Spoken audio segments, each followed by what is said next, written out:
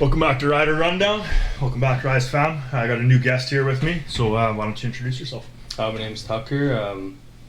Been riding for 7 years now. And I've biked you right I currently ride, it's an 05 Victory Vegas 8-ball. there. Right on. Yeah. What's the history behind that? When did you pick that bike up?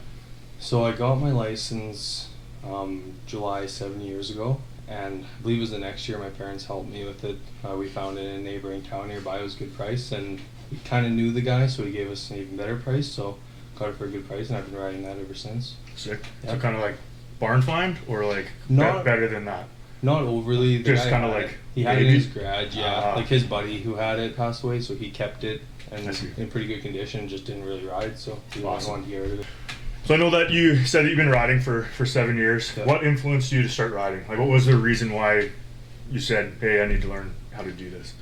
Well, growing up, I've got an older brother who's about 4 years older than me, and him and his buddies were always messing around with trikes and dirt bikes and all that kind of stuff, and that's how I kind of got into it. So I started riding dirt bikes, so I must have been like 12 years old or something that we started riding dirt bikes, and then I started watching like moto vloggers and stuff on YouTube, and I just thought like riding on the street looked a lot of fun. And my brother, when I got my driver's license, he set it up to go to Regina, and we took our course at Depot there. So got my driver's license, then a couple months later I went and got my bike license, and it's all because of my brother really. And my Awesome. dad had a bike too, so that influences as well. Awesome. So it's in your blood. Yeah, I guess so. Yeah. That's good. It's always good to have that influence from family members. Yeah, for sure. You know, I remember one of my uncles rode, like, and my parents always thought that I was going to become that dirty biker. You know, Yeah. like, don't become like your uncle. Yeah.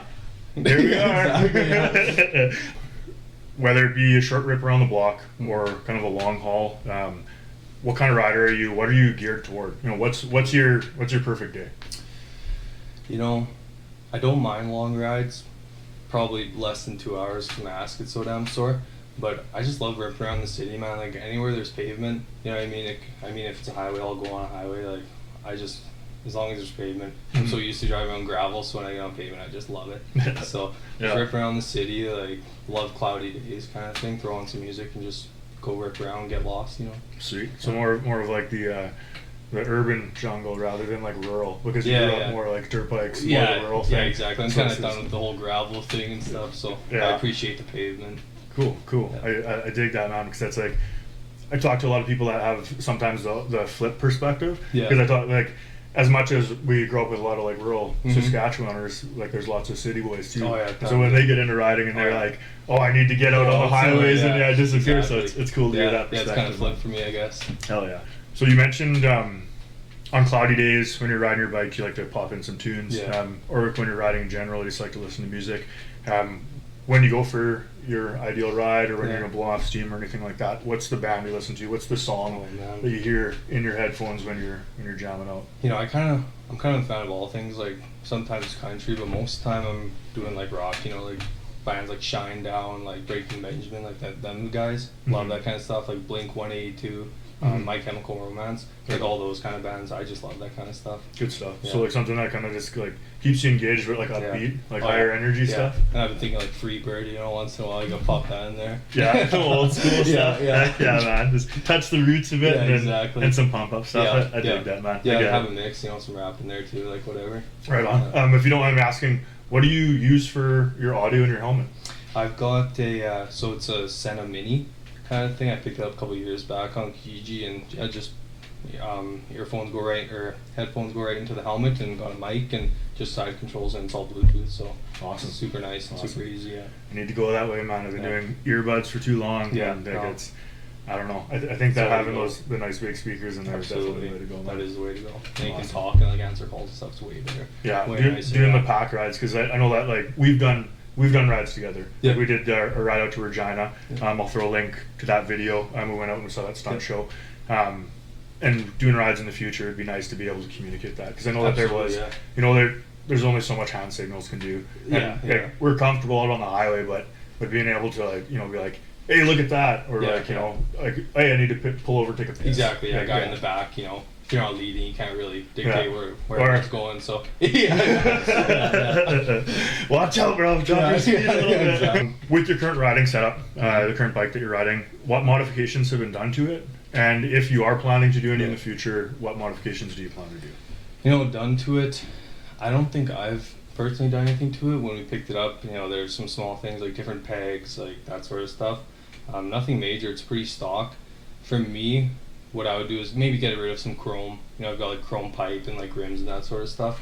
Black it out, and just different style headlight I'd like, and some bigger bars kind of thing. Mostly cosmetic stuff, you know, just to fit like my personality better. But and then maybe like a little bit of ergonomics with the bars and stuff. Or you have like a pretty good ride height setup right now. I need some higher bars, I think. Okay. Yeah. My bars are pretty low on that one. Yeah. One thing I noticed big time is that just like even just for cruising, anything, keeping your hands high, especially like on the types of motorcycles that we ride, like keeps your eye line up so much higher. And then that posture, man. Because like it saves your back. Well, like, you're a big dude, and so like riding out on the bike, whether you're hitting potholes or doesn't matter what kind of suspension you have, you're gonna take a beating. Yeah, exactly. And so if you can have that proper position, I'd like to be up higher, straighten your back, I'll get your shoulders back a bit. You know? Yeah. Well, in those long rides too, like I remember that you commented that your seat is kicking your ass right now. But I think that'll help too, just pressure points and stuff. Because I find that even with like a lot of the stock setups on bikes, that leaning forward position, like if you're attacking stuff and you're like doing a 30-minute ride, like totally. Yeah. But like if you like when you're leaning forward like that on your sit bones, like that's the hips, everything. For 3-4 hours, it gets to be quite a bit. Yeah. But I remember I got on one of my previous bikes, I had Z bars, and then riding with the Z bars, I was so far forward that like my hip flexors felt like they'd be getting like electrocuted. Just pinching off all the nerves and shit. Brutal stance. Yeah, absolutely. Which leads me to kind of my next question. With say money was no option. Do you have a dream bike? Do you have anything that like you can see yourself like in your garage when you're 60 and you're like fuck, this is the perfect bike, or like or one that is untouchable that you can never afford, but that's your dream bike? Geez, like as a dream bike, I'm not sure. Like really, the only thing that comes to mind is I always kind of wanted a Duke, like KTM Duke. Like that's a guy I watched like doing his moto vlogging kind of thing, kind of got me into it. He rode a Duke, so like that's kind of ingrained in me. So more of a sporty bike, right?